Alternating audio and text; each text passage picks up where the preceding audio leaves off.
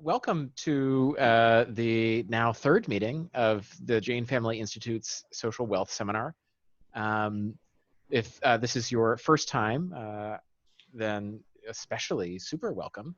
My name is Paul Kass, and I'm Vice President for Special Projects at JFI. A little bit about the organization. We are an applied research institute in the social sciences, and we have three main areas of specialization. They are digital ethics, higher education finance, and guaranteed income. And the Social Wealth Seminar in particular emerged out of a number of projects that we're involved in the United States and particularly in Brazil. And the objective that we set for it was to create an ongoing virtual semi-monthly forum to explore strategies for the management of public assets and resources in service of a more just society in the United States and across the world.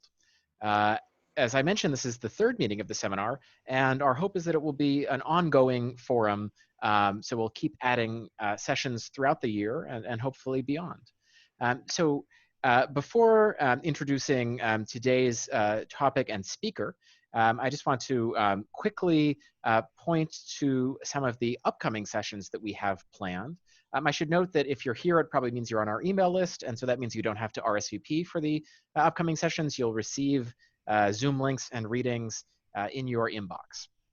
So the sessions that we have scheduled at the moment are in 2 weeks on Tuesday, August 18th at 6 p.m. Eastern. We'll be learning from Carla Santos Scandier, who's the co-manager of the Climate and Energy Program at the Next System Project, on non-extractive finance mechanisms for a just recovery and transition. And then 2 weeks after that, on Tuesday, September 1st, at a new time of 10 a.m. Eastern, we will be meeting with Roel Basu, who is the research director of the Goa Foundation, and he'll be presenting on the mineral wealth of nations, accounting for the resource curse. Beyond that, we are open to really a variety of proposals. So if you have an idea for someone you would like to see present here at the Social Wealth Seminar, please do reach out. If you're here, then you have our email address. So please do send along those proposals.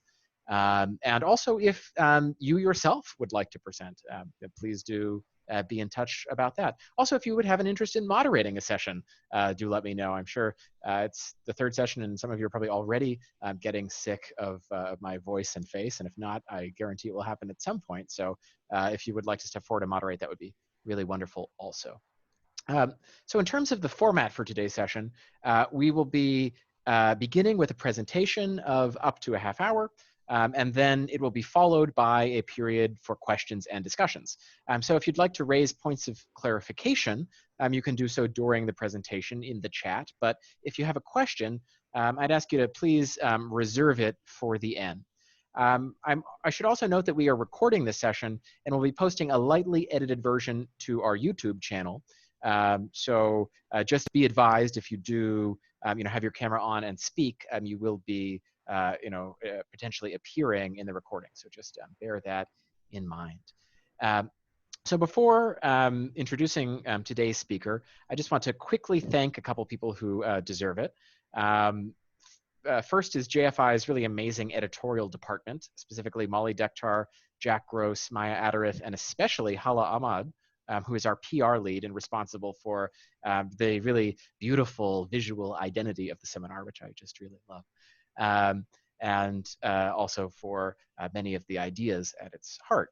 Also, we want to thank Daniel Hertz, who's the policy director for the City of Chicago's Department of Housing, who is really instrumental for helping to kind of conceive of and to think through the seminar. Also, of course, the presenters that we have featured in the past and will in the future. And finally, I'd like to thank all of you for joining us today. Okay, so that's enough. I think now we can head to the exciting portion of today's meeting, which is, of course, the presentation. I'd like to begin by introducing today's speaker, Amanda Kass. I am just just wanted to check, is this something that I should do, or is this something, Daniel, that you had wanted to? I can do it. I can do it. Okay, well then, absolutely. I'm happy to pass the baton to, as I mentioned, Daniel Hertz, the Policy Director for the City of Chicago's Department of Housing. Sure. I'll be brief, but I'm very excited that I and Paul successfully convinced Amanda to do this. She is, I think, one of the really most smartest, but also just most unique thinkers on public finance that I know of, in managing to combine both a really down to the details, flipping through, long financial and actuarial reports level of understanding of these systems, but also marrying that understanding to larger questions of social justice and politics and the economy, and social systems. And I think that that's really exciting and is part of why I'm excited about this presentation. I'll quickly summarize her credentials, which are impressive. She's a doctoral student in urban planning and policy at the University of Illinois at Chicago, where her dissertation is focusing on institutional investors in housing in the aftermath of the recession. She is currently the Associate Director of the Government Finance Research Center at UIC. Prior to that, she was the Assistant Director for the Center of Municipal Finance and Research Director for the Center for Tax and Budget Accountability, and tragically moved from Chicago to Menlo Park, California, not that long ago. Hopefully we'll poach her back. And with that, I'm very excited to turn it over to Amanda. Thanks. All right, let me share my presentation. Get started.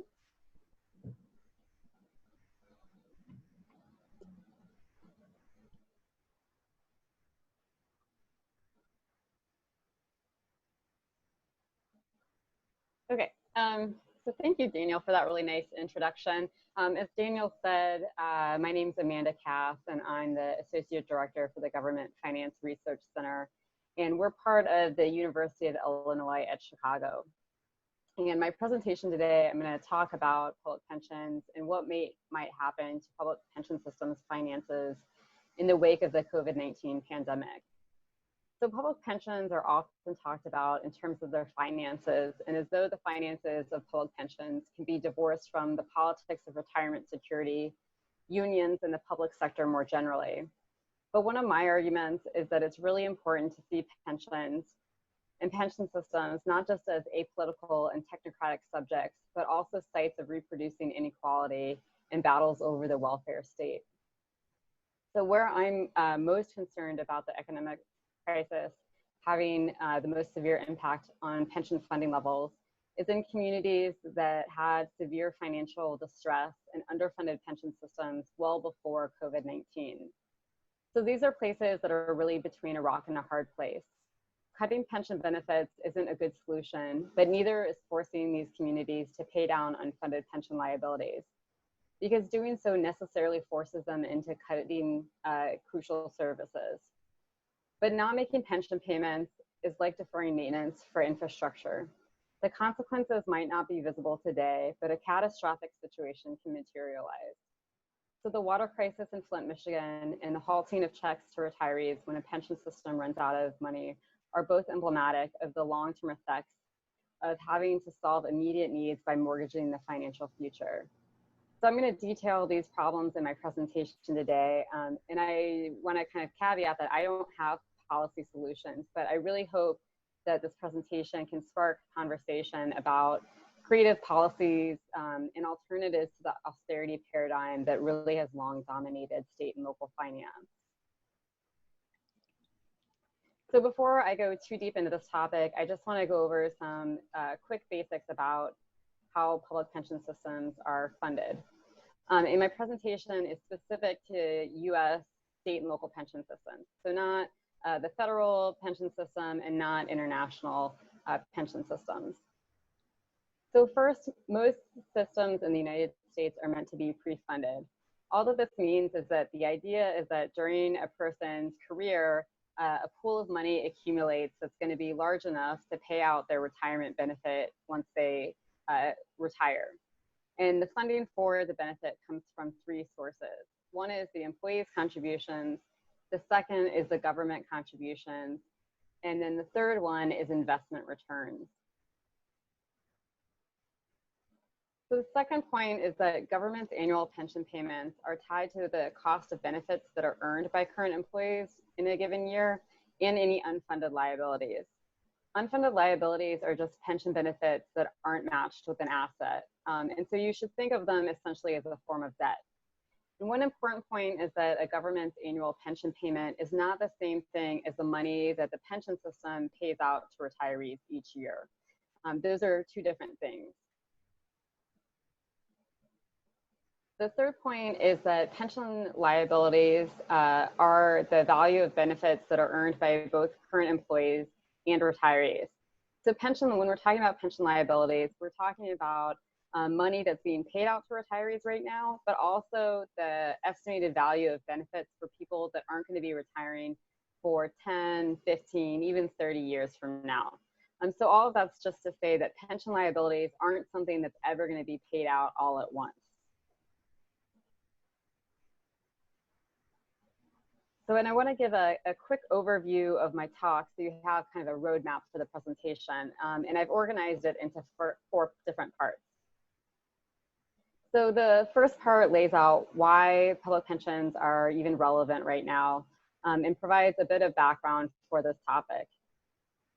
The second part focuses on teasing apart these issues of underfunded pension systems with the issue of governments making their annual pension payments with an actual crisis of when a pension system runs out of money. Then I'm going to talk about what happens in that worst case scenario when a pension system runs out of assets. And then last, I'm going to touch on how I think the COVID-19 recession or depression, however you want to call it, might be impacting public pensions and what we've seen so far. So I guess, the first question is, why do we even care about public pension systems right now? And one reason is because there's been an overall downward trend in pension funding levels, especially after the Great Recession. So this chart is showing the funding levels for US state and local pension systems, with the systems divided into three different groups. So the first group, the red line, is showing the funding level for the pension systems that are the most well-funded. And the gray line is showing the average funding level for the least funded pension systems in the US.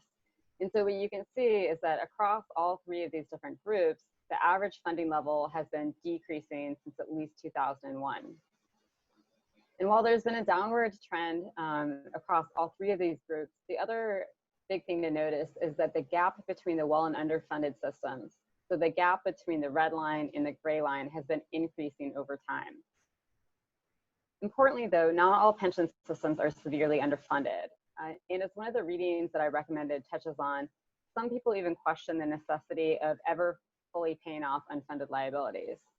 So a kind of contrarian argument is that pension systems don't ever need to be fully funded. If they're funded at 70% or 80%, that's fine.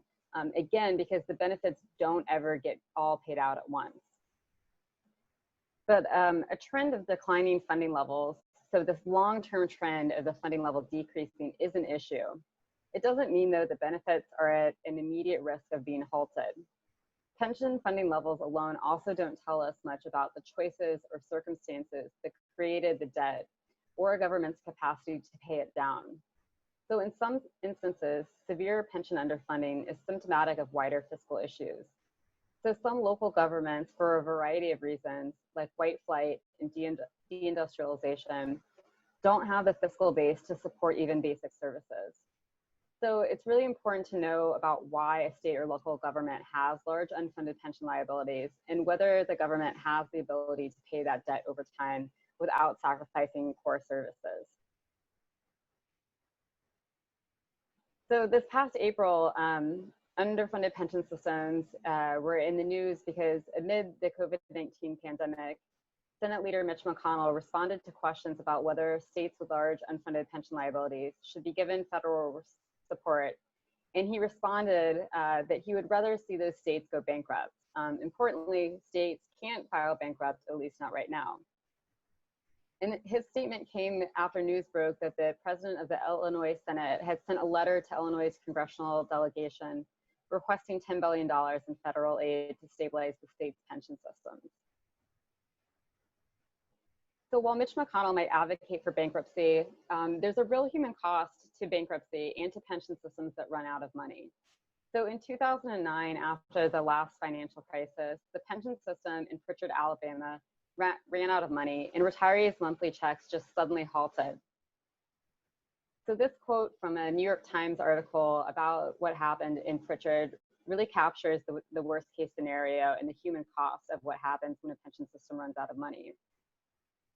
And one of my main arguments is that we need to be distinguishing between pensions as a budgetary problem versus pension systems running out of money. Again, not every system that has a low level of funding is at risk of running out of assets. So much of my work focuses on Illinois, and in the rest of my presentation, I'm going to be using data from Illinois' pension systems. So Illinois is pretty consistently used as the poster child for public pension systems being untenable and an extreme example of a pension crisis. And as evidence of that, people often point to charts like this that show pension systems' low level of funding and a long-term trend of deterioration in the funding levels. So this chart is showing the funding level for many of Illinois' pension systems. The black line is showing the funding level for Illinois' 5 state pension systems, which are today about 40% funded. The gray line is showing that funding level for Chicago's 4 pension systems, which are collectively only about a quarter funded today. And then the yellow line is showing the funding level for Chicago Public Schools pension system, which is about 48% funded. So these low levels of funding are used to say that benefits are unaffordable. And while Mitch McConnell's statement was especially provocative, many Republican and conservative organizations have long advocated for bankruptcy as a means of cutting pension benefits and resolving Illinois' pension crisis. And these groups have been eyeing bankruptcy as a route to cut benefits because in Illinois, pension benefits are constitutionally protected. And Illinois' constitutional provision is one of the strongest among the 50 states. So again, to be clear, underfunded pension systems are a problem, but the source of that problem isn't necessarily benefit levels. So while benefits are often framed as the problem, we rarely hear discussion of benefit levels and what an acceptable benefit would be. So for context, in Illinois, the average benefit for a teacher that retired in 2018 was about $53,000. And for a retiring Chicago firefighter, the average benefit was about $83,000. And importantly, neither of those two groups in Illinois get Social Security. So their retirement income is solely their state or local pension benefit. And whether you view these benefits as an acceptable amount or overly generous is ultimately a normative value judgment. There's no kind of objective standard for what an overly generous versus acceptable benefit level is. Also left out of this discussion of cutting benefits is whose benefits are being cut and how cutting benefits might impact racial and gender inequality. So among Illinois' pension systems for teachers, 77% of active members are identified as women. Also, the framing of benefits as a problem is tied to an erosion of retirement security for private sector workers.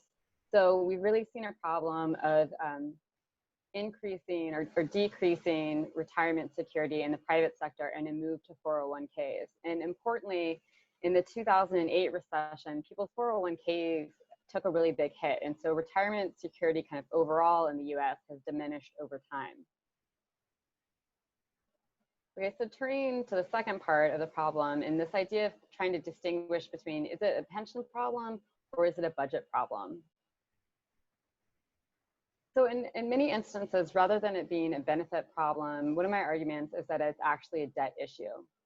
So government's pension payments are made up of 2 components. And this chart has a breakdown of Illinois' 2020 pension payment.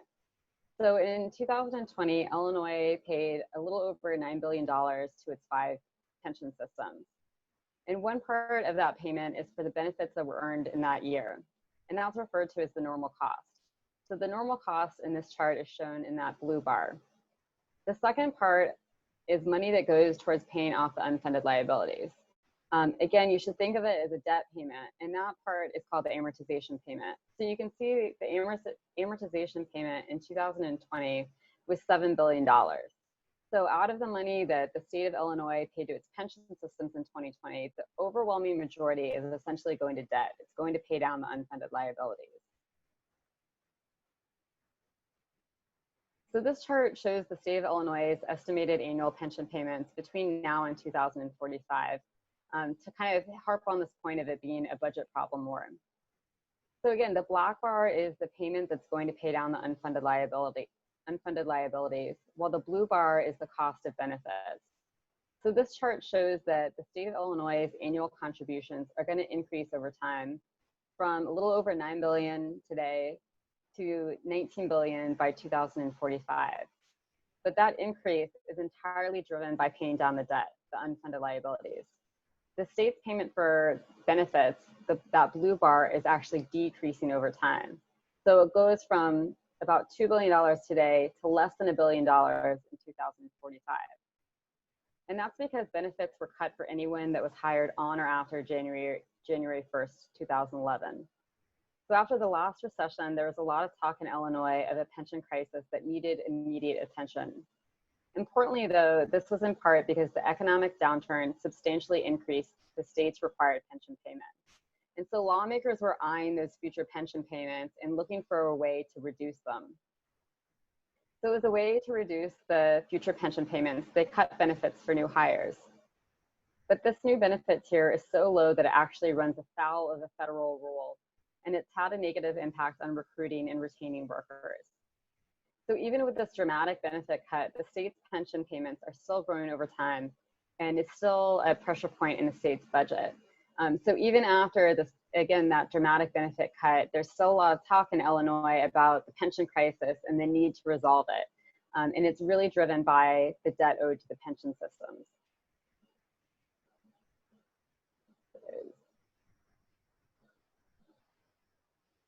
Oh, okay, that's a good question. So regarding the constitutional benefit protections, the state of Illinois' constitution protects the benefits once somebody joins the pension system. That's why you can cut benefits for new hires. So that's why the benefits were cut for people hired on or after January 1st, 2011, because constitutionally, the state can't cut benefits for people who are already in the system. And importantly, the bulk of pension liabilities are going to be associated with people who are already in the system. So even when you dramatically cut benefits for new hires, it doesn't have a dramatic impact on the state's contributions, as reflected in this chart.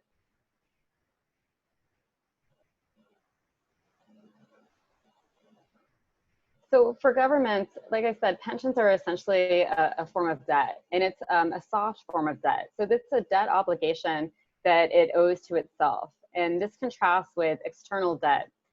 So with like a bond, that debt is owed to a third party, and the government has to pay out that money to bondholders. But just like any other form of debt, unfunded liabilities accrue interest when they materialize. So you can kind of think of it like credit card debt. You have that initial charge, and then that charge is going to accrue interest every year or month that it still exists. So in the past, when governments have faced budget deficits, one way that they've closed that gap without raising taxes or cutting services is by shorting their pension systems. Because one source of the pension system's money is investment returns, a bull market can make up for that shorting. So the 90s and early 2000s were a period of particularly high investment returns. And actually some pension systems at that time ended up being over 100% funded. And they were considered overfunded at that point. And in some instances, lawmakers elected to increase benefits with the idea that we're going to use this overfunding to pay for those benefits. But the investment returns quickly changed after the dot-com bubble burst. And pension systems in general haven't had the high returns like they did in the 90s and early 2000s. And for some state and local governments, this debt, the unfunded liabilities, has just kind of grown and grown and grown. And the challenge then is how to pay it off. So Chicago shorted its pension systems for a really long time. And only until recently did it start paying down unfunded liabilities at all. And because the city wasn't paying down the debt, the systems were projected to run out of money in 10 to 15 years. So this figure in text is from a financial report for the Municipal Employees Pension System, warning that the system was going to run out of money if the city didn't change its funding policy. So seeing that future problem, city and state officials decided to change Chicago's funding law, but doing so required the city to substantially increase its annual pension payments. And there was just no way to do that without raising taxes, which again, the city had long held flat.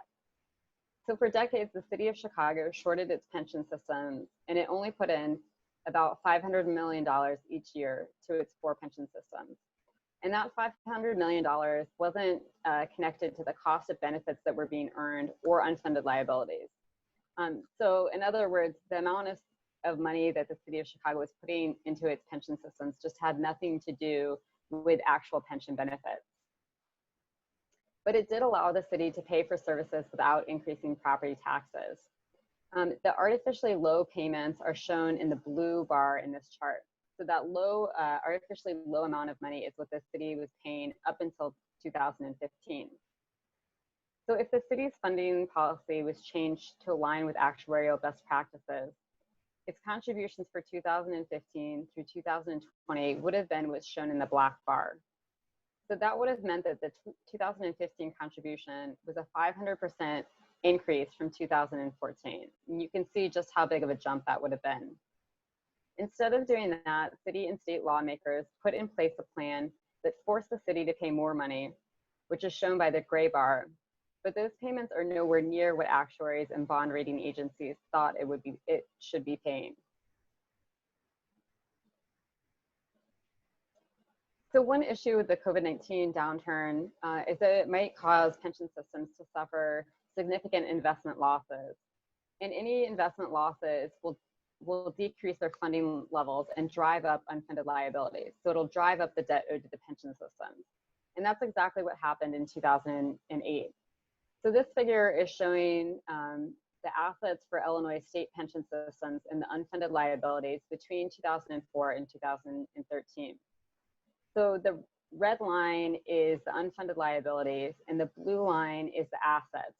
So you can see the dramatic drop in assets that occurred around 2008. So between 2006 and 2009 specifically. So that big drop in assets in turn increased government's required contributions. So the second chart shows the impact of the financial crisis to the state of Illinois' estimated pension payments. The estimated pension payments that were done before the 2008 recession are shown in gray. And what the state actually ended up paying after the recession is shown by the black bars. So while not all of the increase, not all of the difference between the gray bar and the black bar is due to the recession, this figure captures how investment losses really drive up required pension payments.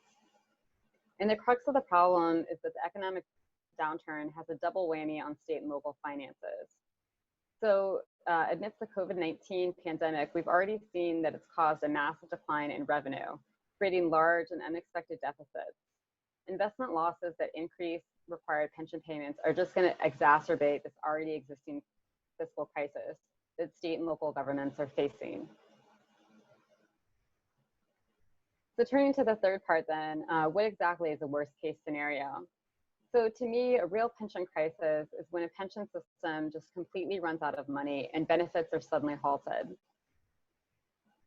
So as I mentioned before, that happened in Pritchard, Alabama, and checks were suddenly halted. But this also happened in the village of Washington Park in Illinois. And these excerpts are from an administrative hearing about the village not filing its required financial reports to a state agency. So at the hearing, the spouse of a retired firefighter testified about his missing benefit checks. And she was testifying for him because multiple strokes had impaired his speech. And as these passages detail, the retiree's benefit checks just simply stopped one day. And despite multiple attempts, nothing was being done about it. In this hearing, though, it wasn't actually about the benefits being stopped. And a state agency's power was limited to just fining the village for not filing its paperwork on time. So I don't actually know what happened in this case, but these excerpts, I think, really capture, again, this human cost of what happens when pension systems run out of money.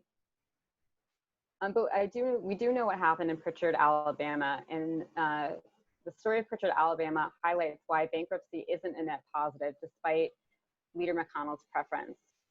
So the city of Pritchard had long faced fiscal problems, and it had previously filed for bankruptcy in 1999.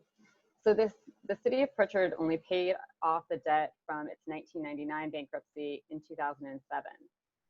And for a number of years, the pension system's actuary warned the city that it was going to run out of money. And as predicted, the pension system ran out of money in 2009.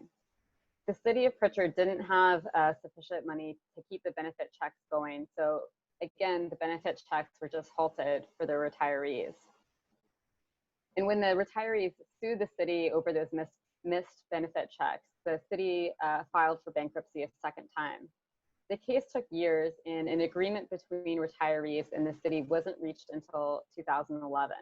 And as part of that agreement, retirees agreed to take a lesser benefit than they had earned. Even though this agreement was reached in 2011 between the retirees and the city, the bankruptcy case itself wasn't even closed until 2017. And even now, Pritchard's fiscal issues remain. So bankruptcy didn't resolve the underlying and structural fiscal problems that Pritchard faces. And enforcing pension payments, so kind of trying to force municipalities to shore up their pension system finances can really just shift around issues. So in Illinois, there's a relatively new law that enforces municipalities' pension payments. So police and fire pension systems in Illinois are all at the local level. In function, though, this law really just shifts the financial problems around, because the places that are continuing to short their pension systems are ones that can't support basic services and make their pension payments. And some of these places are really at risk for their pension systems running out of money. So out of 600 police and fire pension systems, I found that there's about 6% that have both severely underfunded pension systems and liquidity risk, meaning that they have dangerously low levels of funding, and it looks like they're going to run out of money. And I did that analysis even before COVID-19 happened. And this table is showing the 5 municipalities that I think are at the greatest risk for this happening. So as this table also shows, many of these communities also have really high poverty rates. They're also, with the exception of East Alton, majority non-white. They also have limited revenue raising capabilities tied to economic decline, as well as tax restrictions. And they also already had existing budget deficits. So this last column, the government funds revenue to expenditure ratio, is capturing the budget deficit. So anything less than 1 indicates a budget deficit. And again, that data is from 2018. So it's not even capturing what's happened to these places in the wake of COVID-19. So I want to give you a sense of the magnitude of the financial problem that'll happen if one of those pension systems run out of money. So the East St. Louis Firefighters pension system is only about 9% funded. So it's one of the ones I think is most likely to run out of money. In 2018, the East St. Louis Firefighters system paid out benefits to 70 people, and the benefit payments that year totaled $3.7 million. The city paid $2 million to the pension system. So if the pension system ran out of money and there were no assets generating investment returns, the city would have to somehow come up with $1.6 million to prevent the checks going to those 70 people from suddenly and dramatically stopping. But East St. Louis has for years struggled to make its pension payments, and it actually got in trouble with the state for not making its full payment in 2018. So that $2 million payment that it made in 2018 wasn't even the full amount that it was supposed to pay that year. And since the mid-20th century, the city has had a number of financial issues tied to white flight and manufacturing loss. And it was designated a financially distressed city in 1990 and under financial receivership until fairly recently. So all of this is just to say that it's completely impossible for a place like East St. Louis to come up with the funds necessary to make sure benefits don't get halted if the pension system suddenly runs out of money. So just to wrap it up a bit, how might the pandemic be impacting public pension systems? I think there's three issues when it comes to public pension systems and the economic downturn. So the first is, are we going to see drops in pension funding losses? So are we going to see pension systems suffer double-digit investment losses like they did in the last recession?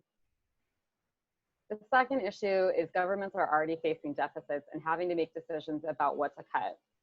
To be blunt, there aren't any good options. Some places might choose to short their pensions, others might cut services, and some might do a combination of both.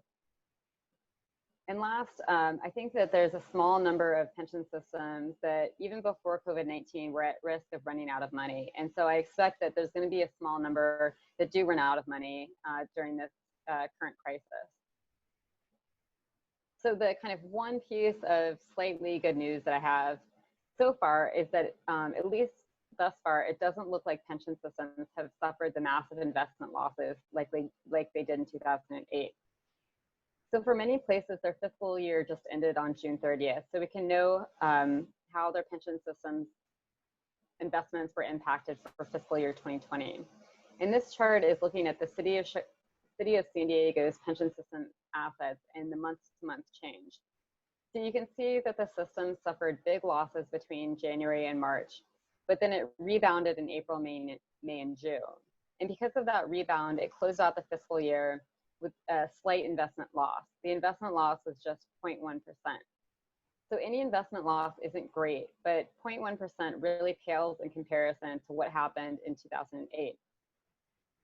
So in the wake of that last recession, San Diego's pension system had an investment loss of 19% in 2009 alone. But the pandemic and economic crisis are far from over. So I think it really remains to be seen what's going to happen to pension funding levels. And regardless of what happens with pension systems and investment performance, state and local governments have huge deficits, and there has been little federal support and basically no money to fill existing budget holes. So I expect to see increasing discussion about pensions crowding out other areas of the budget.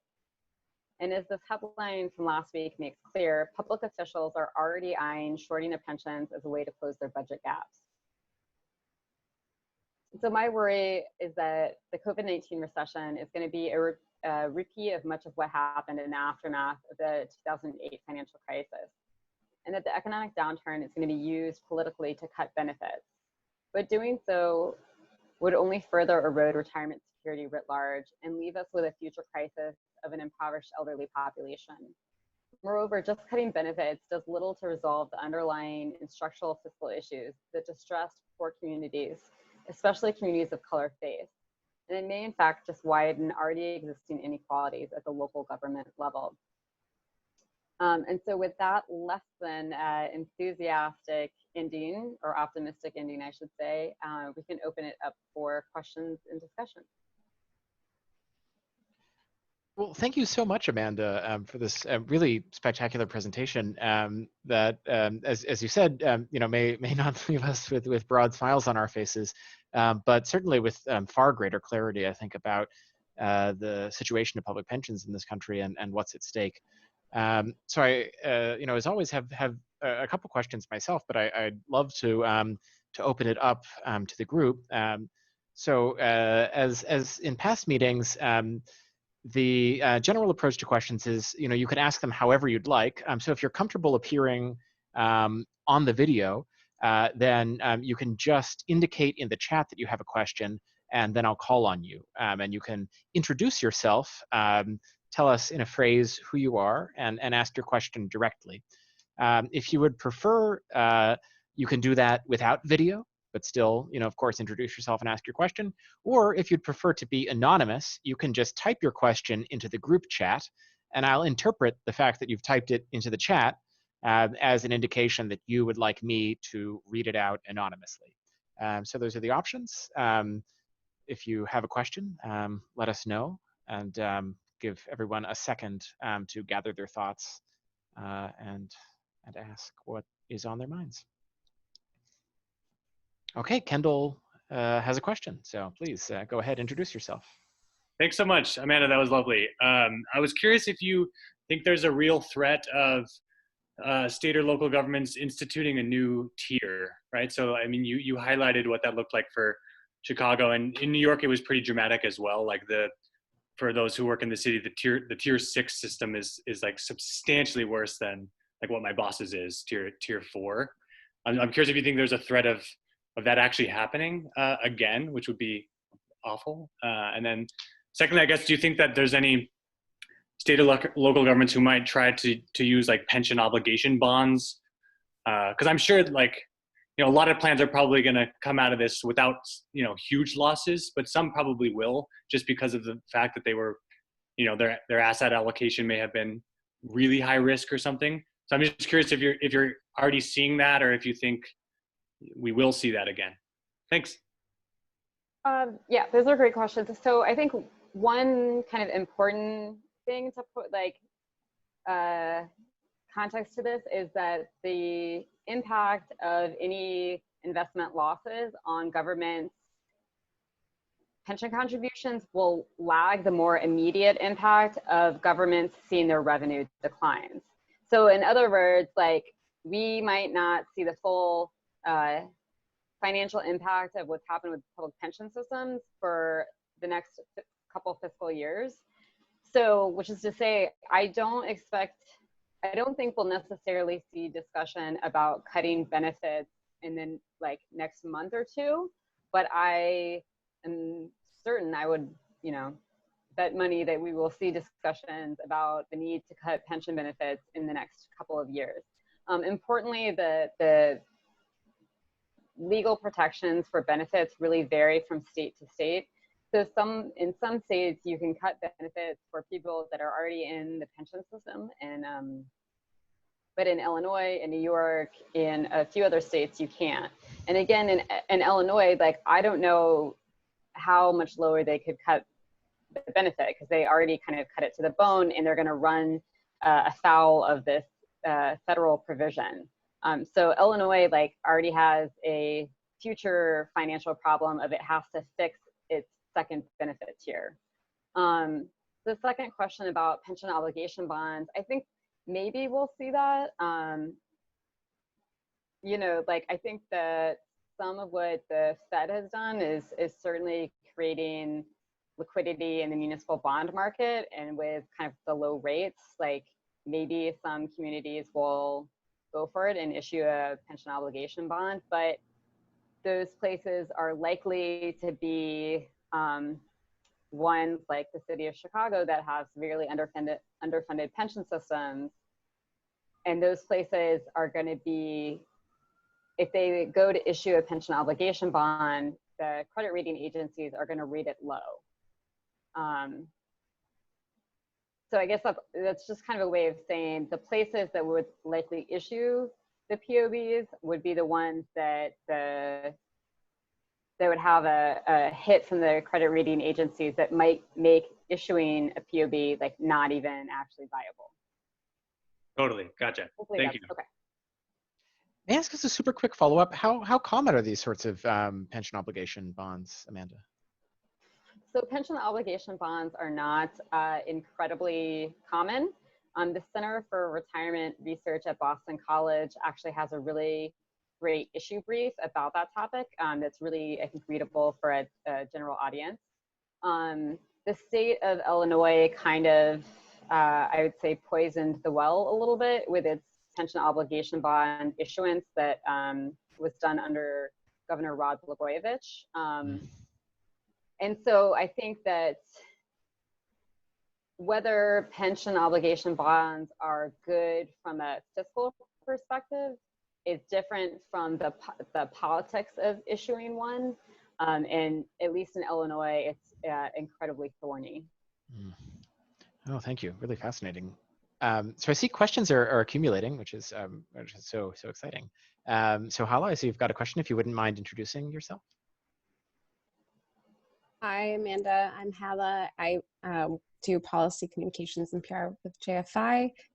I'm really, really grateful for this presentation because I think pensions are just such an important but underdealt with issue.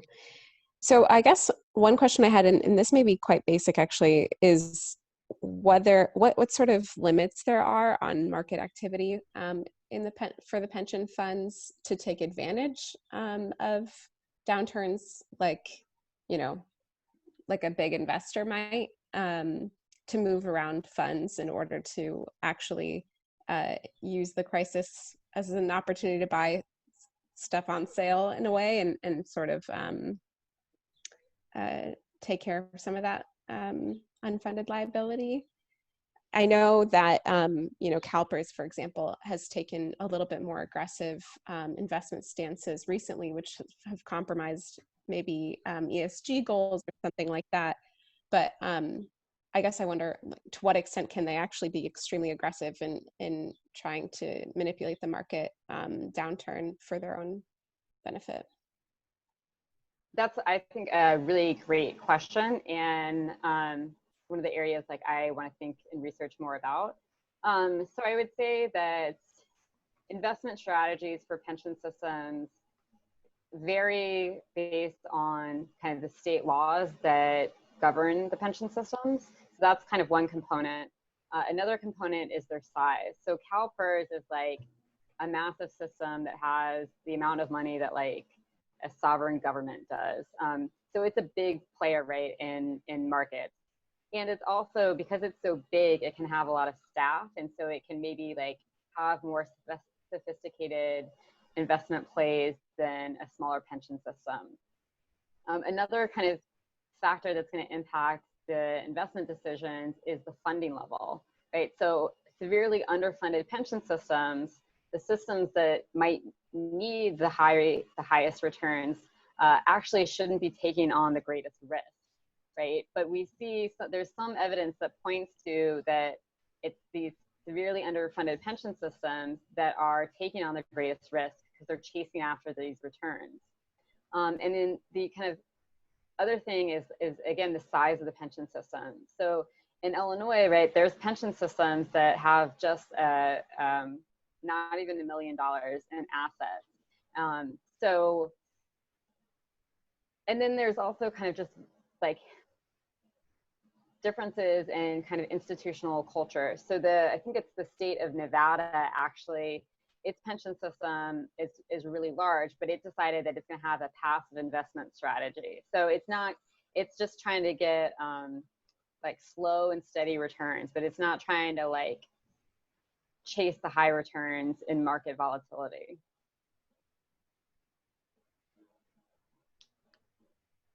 Great. Well, I see. Oh, I'm sorry.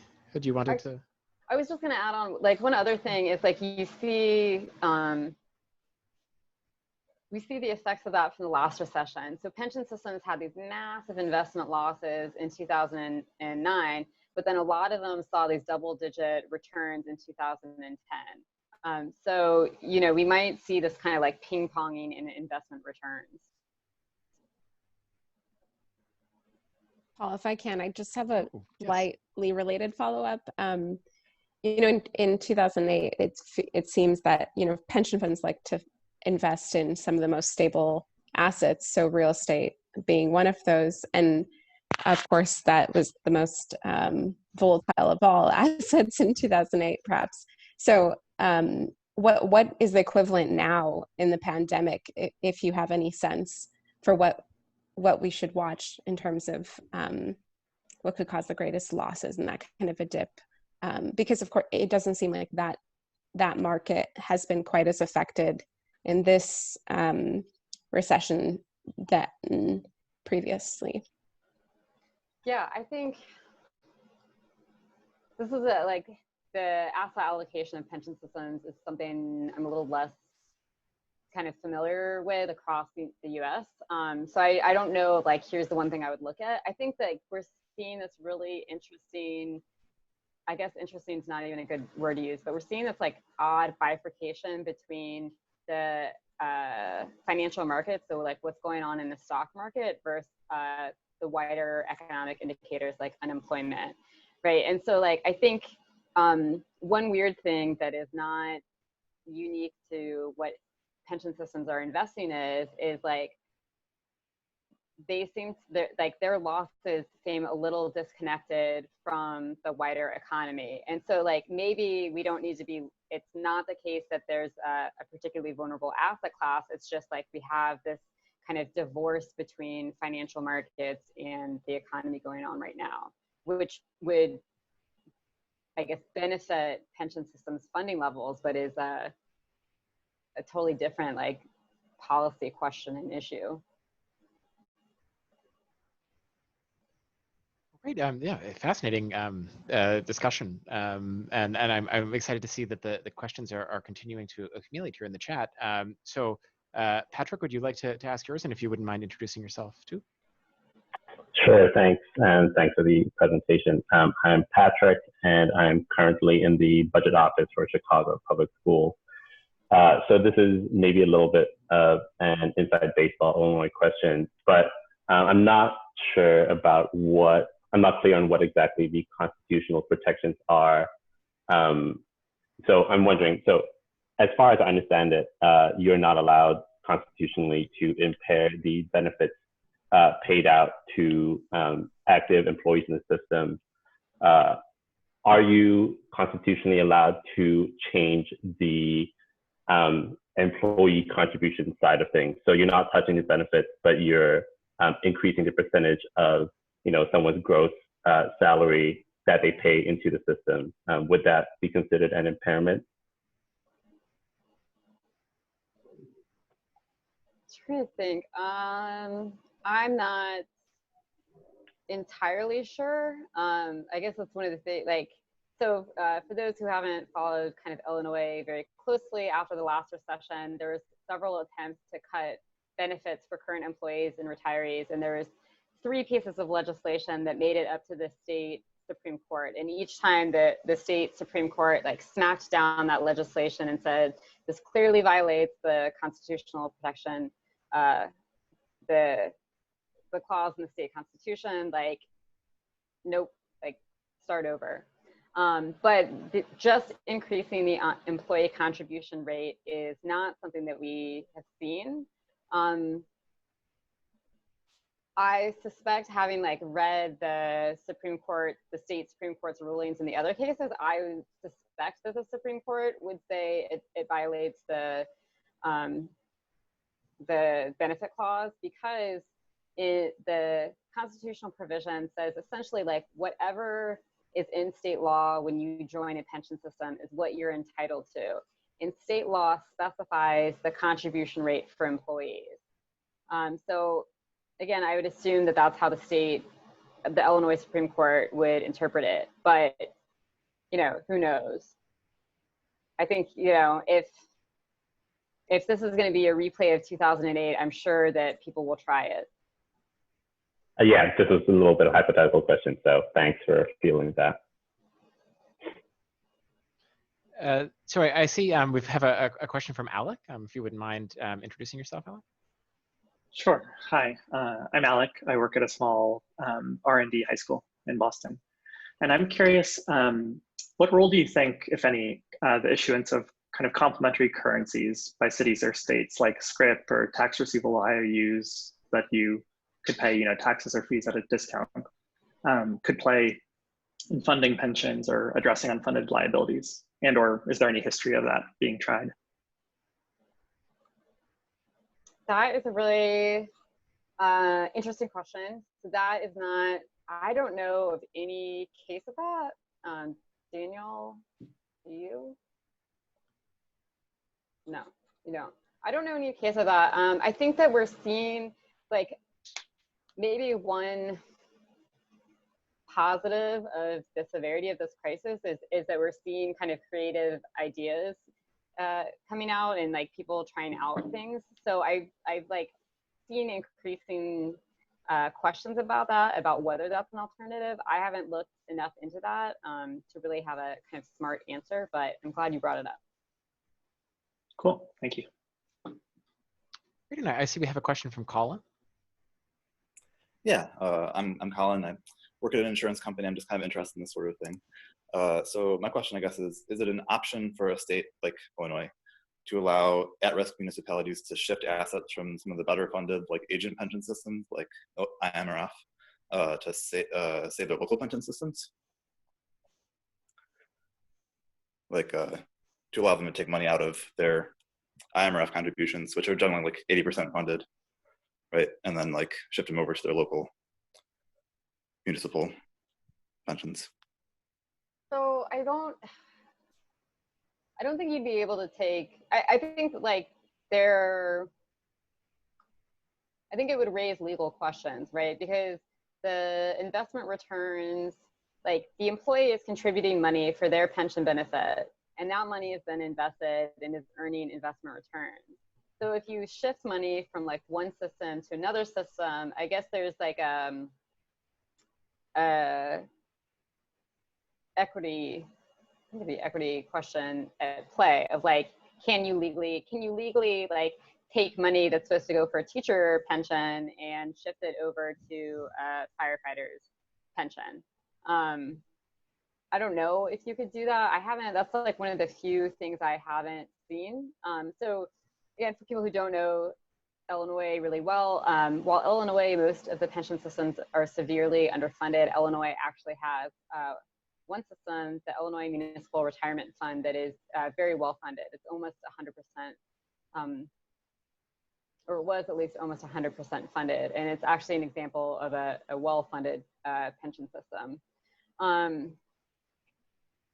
But and Illinois might be unique in having most of the systems severely underfunded and then having one system that is well funded. But all that's to say, like, I don't think you could just transfer the money. I mean, I guess there's like an interesting question of like, could you do some complicated investment scheme that like the IMRF is like investing in something, but somehow the returns from that investment go instead to a different pension system? Like maybe. Thanks, that makes sense. Well, but then, okay, so now I'm like thinking out loud of it, but then like the problem you would also run into is like, for the IMRF, that would likely violate its fiduciary duties. So like, how would you, I mean, maybe with state law, you'd have to mandate something like that, but the IMRF, like that wouldn't be in its interest or fiduciary duties. Yeah, I was thinking this is like a state action. But it also doesn't like, so if you shift money to some of these other underfunded pension systems, I think one problem is that you're not resolving the underlying structural reasons for why some of these pension systems are severely underfunded. So again, like with a place like East St. Louis, right, its pension system is not even 10% funded. So if you inject money into that pension system, that might boost the funding level today, but what's gonna happen in the future if the pension funding level starts decreasing over time, right? Like, because we've left in place this structure where the city of East St. Louis is itself supposed to be funding these pension benefits, and it simply doesn't have the base to ever do that. Right, that makes sense. Great. So, it's now 7:04, but we still have a couple more questions. I suppose, Amanda, if you're down for it, I mean, we can keep going, and of course, those who need to head off to other things can do so. But would you be comfortable taking a couple more, Amanda? Yeah, sure. Okay, wonderful. So, Kendall has another question to toss onto the pile. So, Kendall, would you like to add yours? Sure, thanks. Sorry, I also didn't introduce myself last time. I was a senior economist for the New York City Council for the last 5 years, but now I'm a student again, woo! So my question is, I guess, are any of the systems in Illinois considering, I guess, like actuarial changes as opposed to like major benefit changes or tier changes? Like, some systems have lowered their like assumed interest rate or changed their like number of years that you would do asset smoothing or like their amortization schedules. I think, do you expect that sort of thing to happen? I think, well, so this raises a good question, right? Because pension systems, like part of what contributes to unfunded liabilities are when assumptions change. So pension systems have assumptions about how long people are going to live, how long they're going to work for, their salary increases, and their investment returns. And like you can tweak all of these, when you tweak any of these assumptions, you either increase or decrease unfunded liabilities. And so in the wake of the last recession, we saw pension systems who were using their just the market value of assets. Rather than use the market value of assets, they adopted this technique called smoothing, which any investment losses or gains in 1 year, instead of realizing that in 1 year, you realize it over 5 years. Right, so the question is, are we going to see systems do that in the wake of this recession to try and kind of mitigate the impact? Maybe we would see that, but I would say like most systems are already smoothing, and you run into this issue of credit rating agencies, right, are going to be scrutinizing any kind of these changes. So if you're the city of Chicago and you start and your pension system starts tweaking the assumptions for the sole purpose of like decreasing the hit to the pension system's finances, the credit rating agencies are going to notice that and probably ding the city of Chicago's rating. And then those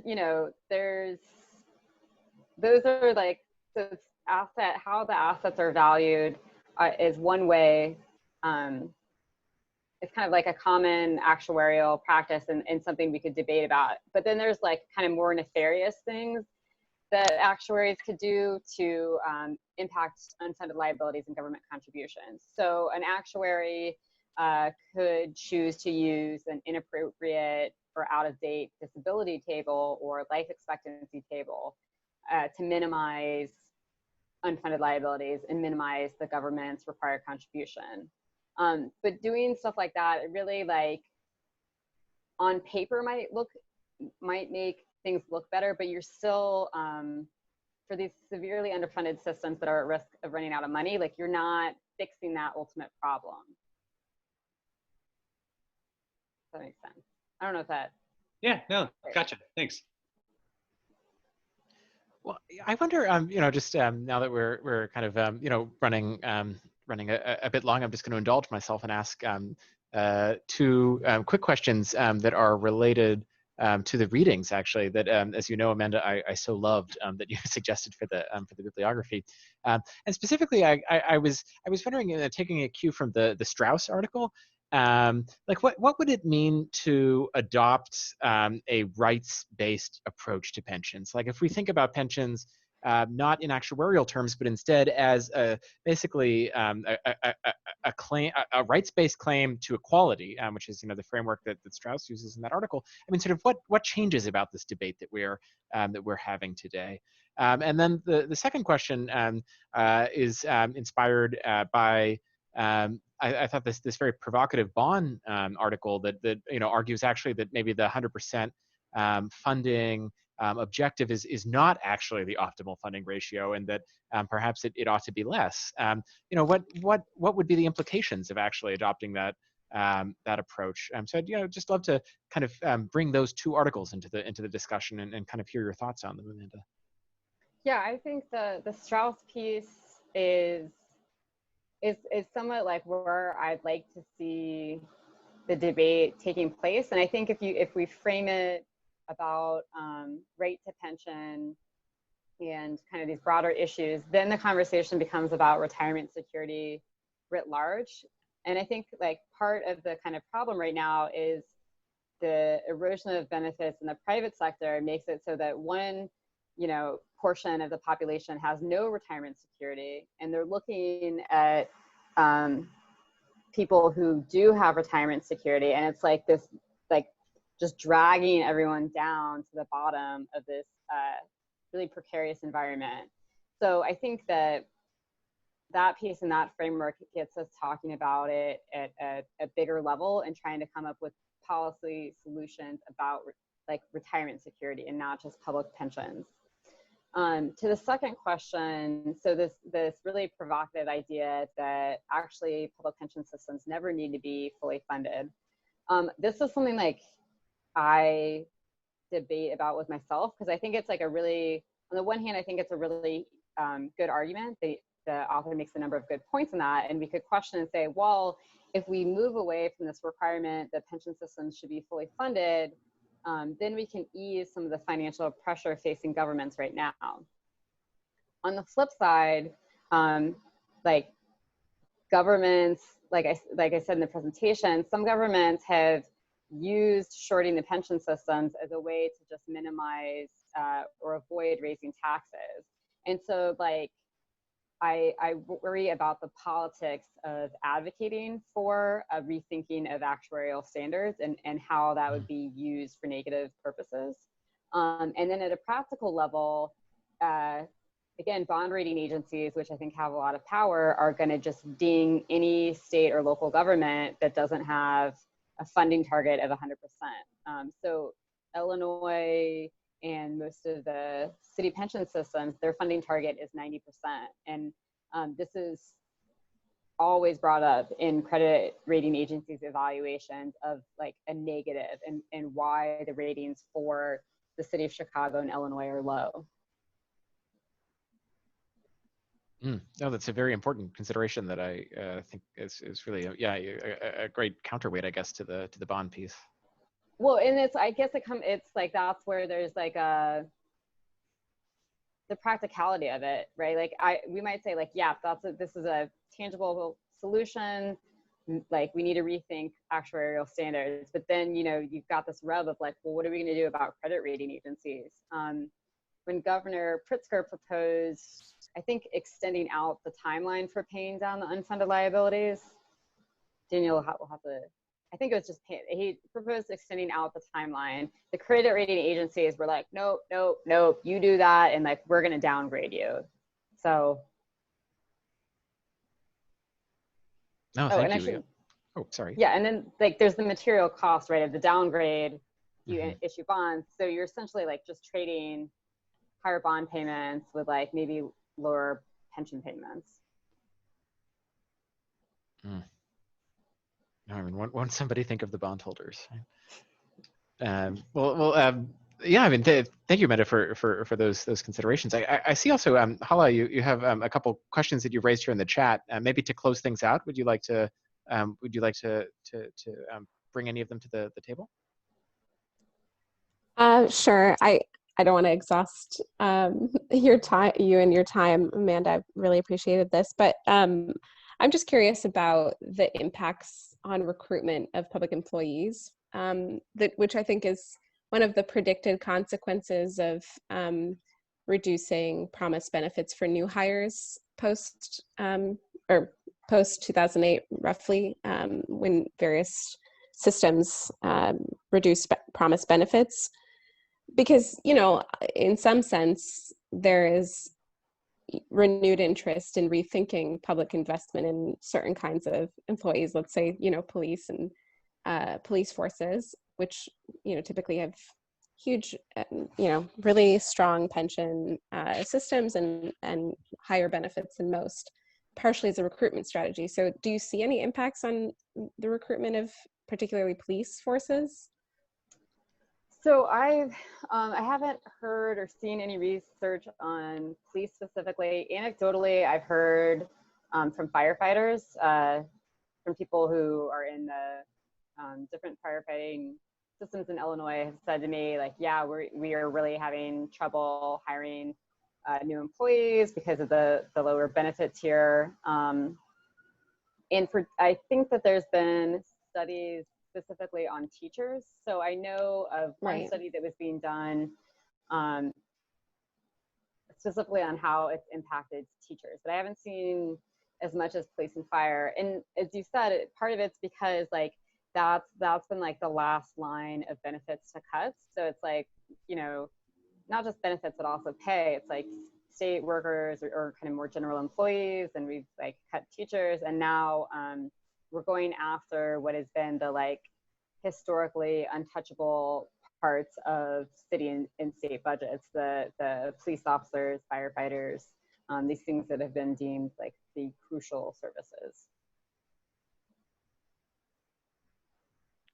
All right. Well, I think it's 7:16 now here on the East Coast. So I think Amanda, thank you so much for not only this really amazing presentation, but also so generously offering this additional time to field so many questions. I think it's really been a really great discussion. I mean, because of how informed we could be going in. I mean, this was just such a thorough and really engaging presentation. So thank you so much, Amanda. Just to close things out, I want to note that we'll be back in 2 weeks at the same time, 6 p.m. Eastern, when we'll be hearing from Carla Santos-Scandier, who'll be speaking about non-extractive finance mechanisms for a just recovery and transition. So we'll be turning our focus to environmental considerations. And hopefully we'll see many of you back here again for this presentation in 2 weeks.